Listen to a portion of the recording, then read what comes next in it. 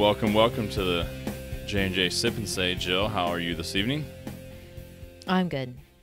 Enjoying a vodka and cranberry, I see. Yeah, so are you. I know, it's delicious. Something nice and fruity at the end of the night. This is my go-to drink when I'm out. Simple, easy. Yes, cheap. Right. Since I don't drink beer. Right. Well, I'm glad we got our furnace fixed a couple weeks or last week. Or it was been a couple weeks ago, but with it getting cold now. Nice to have heat. Nice and toasty in here. Speaking of being cold, there was minor controversy here in Muncie last week. On Halloween, it was the town of Muncie postponed their trick-or-treating because it was cold and windy. And when I say cold and windy, I'm going to say it was around 30 with probably about a 15-mile-an-hour wind, roughly. At least. 15, 20. It was cold. And you made the comment that Muncie went soft on rescheduling Halloween. Well, I just think, So we started talking about it. I'm like, hold that thought. This is a podcast for the following week. Not that I want to go and be out in 30-degree weather with sleet and 20-mile-an-hour winds. Or have my almost 2-year-old out in it either. But as we were talking, it's a choice. It's not like it's school and you're being forced to go. It's a choice for you. I just feel like it should have been left up to the parents if they wanted to, A, go out with their kids, or B, let their kids go out in that weather. Let me ask you a question. If Blair was 7 years old, would you have gone out in that weather with him? If he wanted to go? Right. Yes. See, I think I'm not saying we wouldn't have went out very long. I would not deny my kid the chance to go trick-or-treating if that's what he really wanted to go do. It's one night a year. Put on a winter coat and take an umbrella and let's go. Yeah, I 100% agree with you. I thought it was silly to move it. I think, like you said, one, it's a choice. Two, it wasn't raining. It was cold. It was windy. But, I remember, and I'm going to sound like the old guy, get off my lawn. Really cold Halloweens, you dressed up, and then you had to wear a coat. And then when you got to the door, you kind of show your costume. And you might be out for, what, like an hour? Yeah, you don't have to go out for the full 2 hours.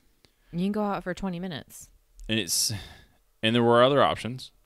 There's plenty of indoor options. And granted, you mentioned, Blair's almost 2. I get not taking him out in that cold for an hour. Right. He doesn't even understand what's happening. But 5, 6, 7, 8, 9-year-old, like that's their night. I think the children would be fine.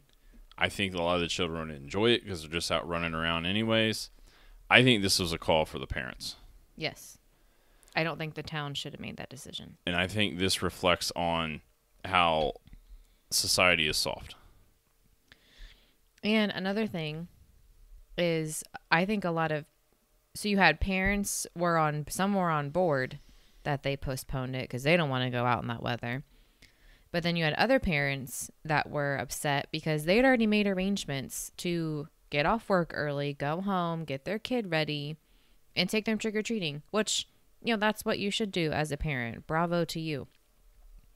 But when you postpone it last minute, okay, so what are these parents supposed to do to be able to take their kid trick-or-treating on Friday? Right. Instead of on Halloween. Yeah, I just don't get the reason. I get it was cold, but a lot of the little towns around us, Albany, Selma, a few others, they actually kept theirs. They just kept it. And I don't understand why Muncie, and Muncie's a good-sized city, would have done that. And like I said, I really think they were playing to the parents more than the children. Right, and it's not the parents' day. No. If you're a parent, that's like one of the things you sign up for. Hey, right. You take your kid trick-or-treating. You bundle up, you get in a car, and it's an hour. Like you said. We live in Indiana, and it's on Halloween. Yeah, it's an hour. You can be uncomfortable for an hour. It's okay. And like I said, to me, it kind of reflects how society has gotten soft. And it's a huge pet peeve of mine. Well, you brought up a good point. You're like, well, I don't see them canceling any Friday night football games because it's too cold. No. Friday night football, and I guarantee you there's some youth football that plays on Saturday mornings. Right, and that's a choice to go be on a football team or go watch your kid play. I guess why have we gotten so soft when it comes to being uncomfortable for a little bit of time? Oh, you're asking me why? I have no idea why. I can just give you examples. It's an hour. Like you said, it's an hour. Bundle up. And you know what? In 5-10 years, we'll look back and been like, oh, remember that Halloween when it was blowing 20 mile an hour and it was 30 Right. degrees? And I guarantee you this kid would have had so much fun. Especially like kids that are going together. Right, they're going to remember that versus, oh, you remember that one Halloween where we had to postpone it for a night because it was too cold? And it really wasn't even much warmer the next night. No, it just wasn't windy. It wasn't as windy, but I think it was actually a little colder as far as temperature. But I just hate the direction of the softness and the playing into, I guess, the parents that don't want to go or Well, will complain about it. You want a really good example of playing into parents and becoming soft? Look at public schooling, or I guess any schooling. Look at education. Where it's always the teacher's fault, or They cater to parents, and I don't know why. As we talked about on another podcast, I don't know when that shift happened. I've seen it happen firsthand. If you're a parent and you go into school and you rant and rave loud enough, you're going to get your way. right. And that's not how it should be. There should be certain rules and precedents that you need to follow. Yeah, I wish I would have known. And I know this is a minor deal. It's Halloween. It's one night. It got postponed, whatever. But to me, it really reflects on the way society is shaping up. Like you said, you know, schools are really bending over for parents and having to walk on eggshells around parents and students now. And it's kind of like, why? I don't know if it's a case parents are so worried about protecting their children. Yes. And They don't want to see their kids fail. fail or be uncomfortable, but to me, you have to be uncomfortable to learn about yourself, to learn what struggle is. I think I heard a new term. It's not even helicopter parent. It's like bulldozer parent. Because they will bulldoze anything out of the way so their kid can succeed. But that's or get what they want. Right, and that's going to end when they get into the real world. Well, yeah, look at all these college kids and millennials that, you know, they have to have safe spaces and, you know, they can't even listen to the other side of an argument because Right. they think it's offensive when it's really not. Yeah. Yeah. You don't have to, I'm trying not to get all political here. No, you're You fine. don't have to agree with the other side. That's why we have our own points of view and opinions. But to say that you need a safe space or, you know, I don't know. It just bugs me. No, you're 100% right. You know, the situation I'm going through, you know, I was basically let go because of work restructuring, reducing workforce. It, you know, 100% not fair, but it happened. You deal with it. I've gone on multiple job interviews. Some are good, some are bad. You just deal with it. And I know I go back to Halloween. It's one little thing, but to me, it just kind of sets the standard of, well, it's not the perfect night. It's a little too cold. We got to stay inside tonight. Get out there and be uncomfortable for a little bit. Right. Well, and it's your choice. You, as a parent, make that choice. Right. I guarantee you the kids wouldn't have cared. No, they don't care. But it's a shame that the parents, and I know our parents of a toddler, so we haven't got to that stage in parenting yet, but it's frustrating because you just see society in general being affected by it. Right. And like we said about the football games, you know, those same parents would have strapped on their winter coats and hats and their coffee and hot chocolate and went and sat and watched their kid play a sport For 3 hours. Yeah, for 3 hours. But they can't be bothered to go out trick-or-treating with them. I like the term bulldozer parent. I mean, I don't like what it means and what it stands for. No, but that's a new term. the term is very interesting. They will literally, it's exactly what it describes. Mm-hmm. They bulldoze their way through everything to make sure everything's perfect for their kid. Well, look at participation trophies. One of the biggest things that drives me crazy is participation trophies. Winning is important, and it's important to learn at a young age. Winning's important. Losing's important too, because you're going to learn way more when you lose, and it doesn't have to be on the field or, you know, on the basketball court. It might be, you know, a job interview when you get out of college. It might be a scholarship application in high school. Like, there's going to be winners and losers, and it's so important that there is competition. Because that's how you get better. When I remember when I was trying to get a school counselor job for 2 years. You didn't get a participation job. No, I guess I'd be subbing. That's what I was doing. Just to earn a paycheck. And it just was so frustrating. And I had to work so hard to get one. And I remember my mom saying something. It was very profound. And she said to me once while I was so upset that I didn't get a particular job. She said, Jill, this is probably one of the first things in your life that's not like been handed to me, but she's like, this is the first time in your life where like you've had to work so hard at something. Like it's not just like come easy. Mm-hmm.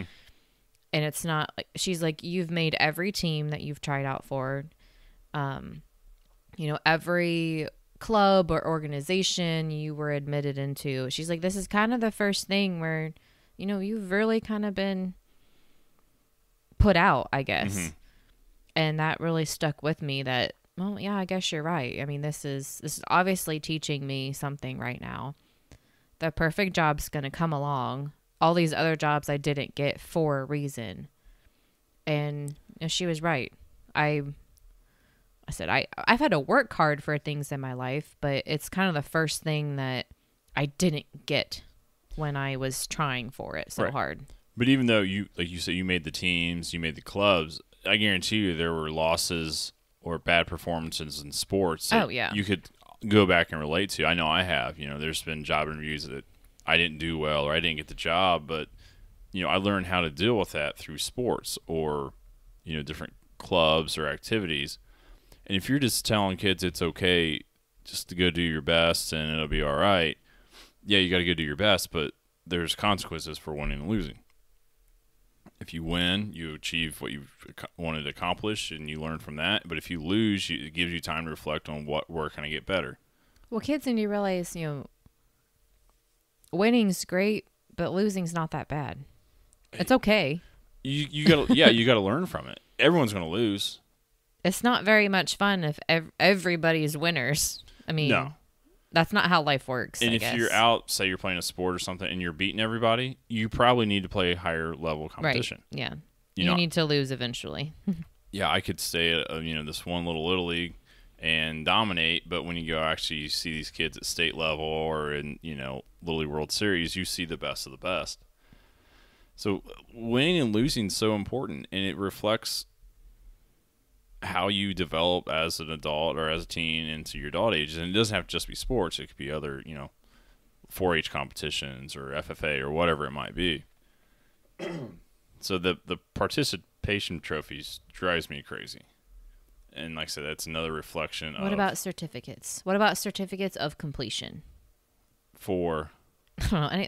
Say that you played like rec basketball and you have like a little banquet at the end. Kids don't deserve like a little certificate or something for doing it? It's not a trophy. Is this like intramural type basketball or is it like a league? I would say like you're playing for the Y or something. I don't know. I think first and second place trophy is all you need. And that first place trophy should be 3 times as big. I'm not talking about trophies. Just giving something to a kid saying, hey, I went and played basketball for the whole season. Yeah, maybe like so I'm saying a certificate. Yeah, maybe something like that. And it doesn't say, it just said that we played on the team this year or whatever. But I guess people would argue, well, that's what the trophies are for. True. That's why I don't think you would need it. Give the kid the jersey. Let the kid keep the jersey or T-shirt. Yeah. Hey, I was on this team. Or give them like a team photo or something. Right. I think that'd be better than a certificate. That's like you said. That's almost. I mean, Blair got a certificate of completion for his swim lessons. Yeah, but that was a competition against himself. Granted, it outlined what skills he could do and can't do. No, I think first certificate. I think like leagues, it should be first and second, and that first place trophy should be a whole lot bigger than the second one. Because when you're getting your trophies, and if you get second, and we've all been there, I want someone to look across, like, what can I do to get that trophy next year? Not. Yeah, there's no incentive to work harder. No, not at all. But it's okay to lose. That's the thing. That's how I've learned more from losing in life than I ever did winning, even though winning's way more fun. Well, yeah, you don't learn much if you just win all the time. No, like I said, then you need to go out and find better competition. Yeah. I mean, it's just, I don't know. It just started with a Halloween thing. I'm just thinking of all the things in our society. It just makes us soft. It just, in general, and I know, there's like there's obviously hunger issues in our country, but compared to other countries, we have it so easy here.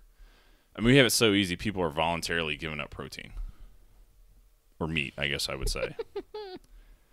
I mean, we have to be one of the only countries. We have it so good here. People are like, I'm too good to eat meat. I wouldn't say people say they're too good. I guarantee. I know some people have issues, probably processing meat. But when people act like they're better because they don't eat meat, that's just a sign that it's just a personal issue. It's a sign that we have it so easy here. We can get all the food that we ever need, and be so picky that we can cut out half of what our diet should be. I know. They get protein from other resources. This is ridiculous. But they'll be the first one to tell you that they're vegetarian. Oh, yeah, they'll tell you all about it. I don't. We're supposed to be omnivores. I don't see why you would voluntarily cut out meat, unless like I said, we have it so easy here that you can do that. Well, what really bothered us on the MasterChef this past season, there was a vegetarian, and they've had vegetarians on there before, and a lot of them just won't taste the meat, but you're kind of taking a risk there. But this last guy, he would take a bite of it and then spit it out. So if you're not eating meat because of ethical reasons, but you're taking a bite of meat and then wasting it by spitting it out versus letting someone else eat the meat that you prepared. So you're really not doing anything to save the animals. Right. To me, that's disrespectful to the animal. Right. Meat is supposed to provide nourishment for humans. And yes, you're disrespecting the animal by taking a bite of that meat and tasting it for your palate for the competition, but then you just spit it out so it can rot in a trash can. Right. And I think if you want to say, hey, I don't agree with the ethics or the environmental impact of mass farming. I mean, these huge... You can find animals that are bred and taken care of humanely. Exactly. Like when we buy our beef and pork, we buy from a local farmer. It's we know exactly where it's coming from. We've seen them. Seen the cows. I understand if someone wants to do that, but right. To say you're not going to eat animals because of ethical reasons, first of all, most of those animals are going to die a brutal death in nature, anyways. Or someone's going to eat the cows. But what I'm saying is, like people who are against hunting. Those deer are either going to get eaten by coyotes, hit by a car, or die of starvation. Right. One of three. They don't die from natural causes. Yeah. They don't fall asleep peacefully. If they're that weak, they're going to get ate. So, yeah, I get if you want to source your meat more ethically, free-range chickens, free-range cows, whatever it might be. But the argument that, especially against hunters, that you're being inhumane to these animals. Typically, those animals die way more humane, probably 99.9% of the time, than they're going to in nature. Nature is so brutal. And I think, like I said, it's just another sign that, people think we've got so easy anymore that we can just give up meat. It drives me crazy. Right, because you clump vegetarians and vegans into the same category, and you call them both vegans when there's a big difference between them. What? Okay, explain the difference. Vegetarians don't eat meat. Okay. Vegans, they don't eat any animal product. That includes dairy, eggs, nothing that has come from an animal at all. So there's a big difference. I gotta believe there's health risks with that. Well, I'm sure there's a large percentage of people... It kind of limits what you can eat. Yeah, I'm sure it's a large percentage of people that try it and actually go back. I mean, any baked goods that has milk or eggs in it. I mean, what do you eat? Just kale all the time? I don't know. I don't even know any vegans. It just seems... like chickens naturally lay eggs. I know. Humanely. Right, yeah. I'm just going to let it go to waste. I don't know. I can't get in that psyche. I don't know any. And if an egg's not vegans. fertilized, embryo doesn't develop, and it's just yolk. Yeah. And there's nothing better than a good runny yolk. Good fried egg. I'll say not raw. But. No, just like a sunny side up. So vegetarians will eat everything but meat. Yes. So a vegan will only eat like plants, Fruits, veggies, beans. I don't know. Ugh. I don't. Why put yourself through that? Who knows? I don't even personally know any vegans. I obviously don't either. We don't run around. That's kind of not our crowd. I want a T-bone steak and some shrimp to start off with. Now, some of them have, they'll eat fish, right? Yeah. Some people will eat fish, but because it's a fish and not like a... Fish is still an animal. Cracks me up. PETA had a sign, where do you draw the line on what animals you eat? And there was a meme. It had a line between, I think, the horse and the sheep. Like, you wouldn't eat the horse, but eat sheep. Be like about right here. Cracks me up. Or... We kind of got off topic here about people being soft. Well, I'm sorry. If you're giving up meat, your world's too easy. If you, you know what? I don't need this. I'm going to cut out a whole food group. Right. When there's other people who just love to have some of that. So get us back on topic. I'm sorry. Well, you made yourself a list over there. I went off on a little rant there. Well, I guess it all kind of goes together. Oh, well, I don't even know if we want to dive into this one, but the whole political correctness. Oh, yeah, it's people's feelings. Well, that kind of goes back to what I was saying on college campuses, these safe spaces. Mm-hmm. And someone, I think it was probably on Fox and Friends, of course, they were talking about, college should be a safe space, a physical safe space. Everyone should have a safe space. No one should ever have to be in a room or be at a discussion and they feel like their physical safety is at risk. That should be, ideally well, anywhere. Right, yeah, that's anywhere. But to describe a safe space as, you can't even listen to another person's point of view because it differs from yours, that's not realistic. It's ignorance. When you're not willing to listen to the other side. And thinking your side is 100% right and the only way. Right. And to me, in college, it's a time that you should, because, typically you're away from home, you're in new atmosphere. You're around new people. It's when your mind should be most open to listen and learn and kind of shape what your thoughts and beliefs are, especially, whether it be politically or, whatever it is. But it sounds like so many people are just shutting everything off and just, putting blinders on. That's college. I mean, look how many people are getting banned to speak at colleges. Mm-hmm. Whether it be Ben Shapiro, Jordan Peterson, or, whoever. And the thing is, there's plenty of students on those college campuses that have a different point of view. Which is great. Right. But I'm saying they have the same point of view as the person visiting. Right. But those students feel like they can't even express that. I just don't see what the danger is of hearing someone else's view. Now, I might hear someone's view, listen to it, and at the end of the day, be like, I totally disagree with you. But to not even listen. Right. Or describe it as like hate speech when it's really not. Yeah. But I think that goes back to being put in a bubble at a young age. Right. And never being exposed to, other ideas or a little bit of struggle or difficulties. And just because you're louder with your views doesn't mean you're more right. No. And typically the louder people are a super small percentage. Yes. But it goes back, and I know this all started with Halloween getting moved one day, but to me, it's a reflection of everything that's going on. And we started this conversation last Friday, I think, but I was like, hold that thought.